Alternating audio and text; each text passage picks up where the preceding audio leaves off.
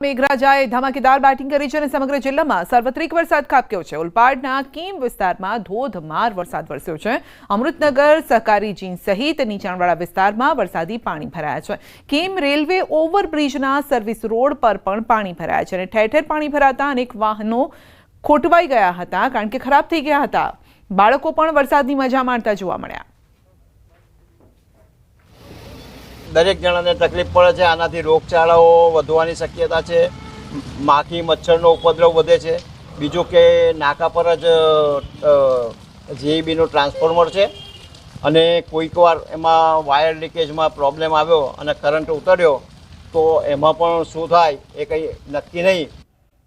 જે પ્રકારે કામ કરી રહી છે ચોક્કસ રસ્તા પર તો કરી રહી છે, પણ જ્યાં પાણી ભરાયા છે અને પાણીમાં લોકો રમતા હોય છે તેને દૂર કરવાનો પ્રયાસ કરી રહ્યા છે। બીજી બાજુ મહાનગરપાલિકાની ટીમો જે ડોર ટુ ડોર ગાર્બેજની સેવા છે તેઓ ટેમ્પા દ્વારા અહીંથી જે કચરો એકત્ર થાય છે તેને લઈ જવાનું કામ કરી રહી છે। સંલગ્ન ટેમ્પા ચાલી રહ્યા છે, એટલે કે જે ડ્રેનેજોમાં જે કચરો છે ફસાવા માટે બી મહાનગરપાલિકાની ટીમો એક પછી એક પહોંચી રહી છે। એટલે કે મહાનગરપાલિકા પાણીનો નિકાલ થાય તે પ્રકારના પ્રયાસ કરી રહી છે। પણ એક વાત ચોક્કસ છે, પ્રી મોન્સૂનની કામગીરીમાં તંત્ર નિષ્ફળ છે અને નિષ્ફળ છે એ આ પાણી ભરાયાની ઘટના પર સાબિત થાય છે। ચોક્કસ આગ લાગે ત્યારે કૂવો ખોદો સુરત મહાનગરપાલિકાની ફિતરત છે અને તે જ અત્યારે જોવા મળી રહી છે। શહેરોમાં જળબંબાકારની સ્થિતિ છે। અનેક વિસ્તારો પાણીની વચ્ચે છે અને કેટલાય લોકો તો રસ્તામાં જ ફસાઈ ગયા છે કારણ કે ઘૂંટણસમાં પાણી છે। વાહનો આગળ લઈને જવાય તે પ્રકારની પરિસ્થિતિ નથી, માટે શાળાઓમાં પણ રજા જાહેર કરાઈ। સિઝનનો પહેલો વરસાદ શરૂ થતાની સાથે જ વેર રોડ પર પાણી ભરાતા લોકો પાણીમાં મસ્તી કરતા જોવા મળ્યા છે। ત્યારે ચોક બજાર પોલીસ ઉતરી છે લોકોને પાણીથી દૂર રાખવા માટે। પીઆઈ એનજી ચૌધરી છે, આપણે સીધા વાત કરીએ। સાહેબ, આટલા પાણીમાં નીકળ્યા છો? હા, પાણીમાં નીકળવું પડે। વધારે પડતો વરસાદ થયો હોવાના કારણે પાણી ભરાઈ ગયા હોવાથી અમે અને અમારી ટીમ નીકળેલ છે। શું અહીંયા પરિસ્થિતિ તો પાણી વધતું જાય છે?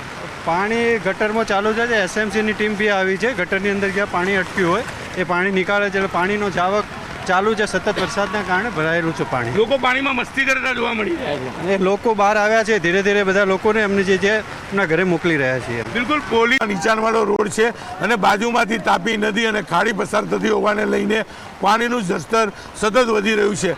મોડી રાત્રે શરૂ થયેલો વરસાદ વિરામ લેવાનું નામ નથી લેતું, જેને લઈને પાણીનું લેવલ વધી રહ્યું છે। લોકોના મકાનો, દુકાનો અને કહી શકાય લોકોની ગાડીઓ પણ પાણીમાં ગરકાવ છે। ત્યારે ચોક્કસ વરસાદ વિરામ લે તો લોકોને રાહત થાય, પણ અત્યારે જે રીતે વરસાદ વરસી રહ્યો છે તેને લઈને સુરતના લોકોની સમસ્યામાં સતત વધારો જોવા મળી રહ્યો છે। પછી તે અડાજણ હોય, વેર રોડ હોય, કતારગામ હોય, વરાછા હોય, પૂના હોય, પાંડેસરા હોય કે ઉધના, તમામ વિસ્તારોમાં આ જ પ્રકારના દ્રશ્ય જોવા મળી રહ્યા છે। કલાકમાં 7.5 ઇંચ વરસાદ અને છેલ્લા 2 કલાકની વાત કરીએ તો 2 કલાકમાં સૌથી વધુ વરસાદ વરસ્યો છે। 5 ઇંચથી વધુ વરસાદ સુરતમાં છેલ્લા 2 કલાકમાં જ વરસી ચૂક્યો છે અને જેણે સુરત જે ભાગતું દોડતું શહેર છે તેને થંભાવી દીધું છે। આપ દ્રશ્યો જોઈ શકો છો કઈ રીતે સુરત નગરી ડૂબી ગઈ છે। સુરત સહિત દક્ષિણ ગુજરાતમાં છેલ્લા 12 કલાકથી વરસી રહેલો વરસાદ સુરતના લોકો માટે મુસીબતરૂપ સાબિત થઈ રહ્યો છે। સુરતનો વેર રોડ વિસ્તાર છે અને અહીંયાથી આગળ સિંગણપુર, ડભોલી જેવા વિસ્તારો આવેલા છે। દ્રશ્ય જોઈ શકાય છે કે વેર રોડ વિસ્તારના મુખ્ય 4 રસ્તાથી લઈ જે પ્રકારે પાણી ભરાયું છે, જેમ જેમ આગળ જાઓ છો તેમ પાણીનું લેવલ વધી રહ્યું છે। અહીંયા આવેલી તમામ દુકાનો હોય, તમામ મકાનો હોય કે તમામ ગાડીઓ પાણીમાં ગરકાવ જોવા મળી રહી છે। અને જે રીતે વરસાદ વરસી રહ્યો છે તો વરસાદ વિરામ લીધા પછી 1 થી 1.5 કલાકમાં આ પાણીનો નિકાલ થતો જોવા મળે છે। પણ અત્યારે અવિરતપણે વરસાદ વરસી રહ્યો છે, જેને લઈને પાણીનો નિકાલ નથી થતો। પરિણામે લોકોના ઘરોમાં, લોકોની દુકાનોમાં પાણી પ્રવેશી રહ્યા છે। લોકોની ગાડીઓ પાણીમાં ગરકાવ થયેલી જોવા મળી રહી છે। ચોક્કસ આ વિસ્તારના યુવાનો પાણીમાં મસ્તી કરતા જોવા મળી રહ્યા છે, પણ જેના ઘરમાં, જેની દુકાનમાં પાણી જાય, નુકસાન થાય તેને જ આ નુકસાનની ખબર પડે। પણ જે પ્રકારે કહી શકે ચોક્કસપણે પાણીનું સ્તર ધીરે ધીરે વધી રહ્યું છે।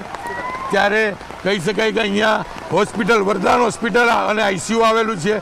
કેટલાક પેશન્ટો પણ અંદર દાખલ છે।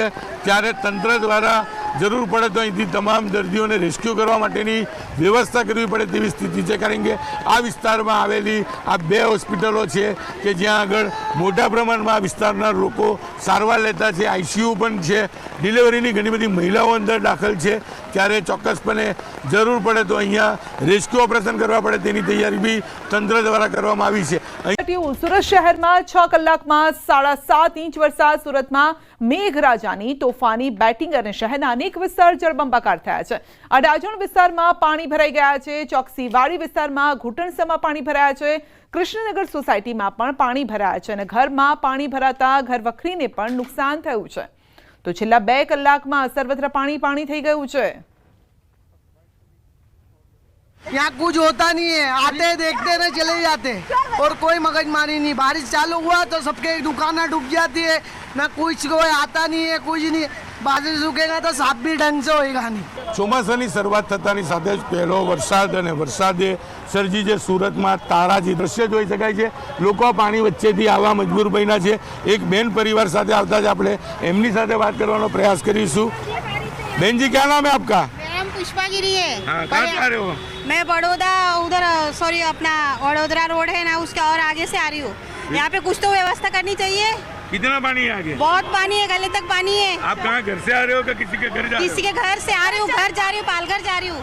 બિલકુલ લોકો જે એક અન્ય એક બેન છે પરિવાર સાથે નીકળ્યા છે, આપણે એમની સાથે વાત કરીએ. શું નામ માસી આપનું? અરે ભાઈ જવા તો થાકી ગયેલી છે ચાલીને.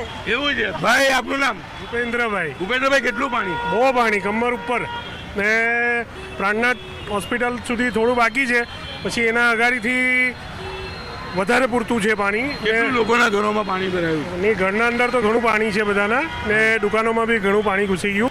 આ જીએમ પેલું જ્વેલર્સ છે તેના અંદર બી આખું એનું પાર્કિંગ ડૂબી ગયેલું. કેટલું નુકસાન કહી શકાય? નુકસાન થઈ શકે, ખાસું નુકસાન થઈ શકે. જ્યાં લગીને આ પાણી ઉતરે નહીં ત્યાં લગીને.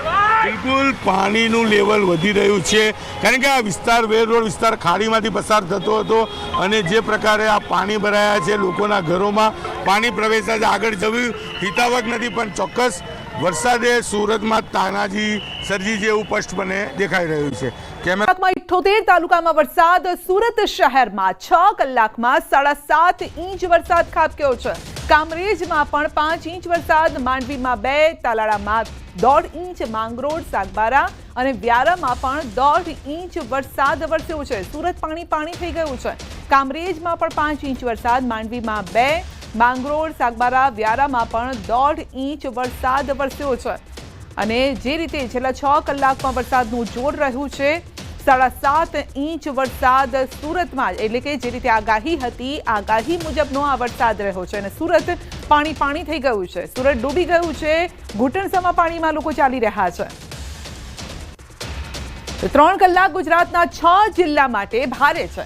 4 વાગ્યા સુધીમાં 6 જિલ્લામાં રેડ એલર્ટ છે. 19 જિલ્લામાં ઓરેન્જ એલર્ટ છે. વલસાડ, સુરત, ભરૂચમાં રેડ એલર્ટ છે. નર્મદા, જૂનાગઢ, ભાવનગરમાં પણ રેડ એલર્ટ આપવામાં આવ્યું છે. એટલે આવનારા જે 3 કલાક છે તે પણ ભારે રહેવાના છે.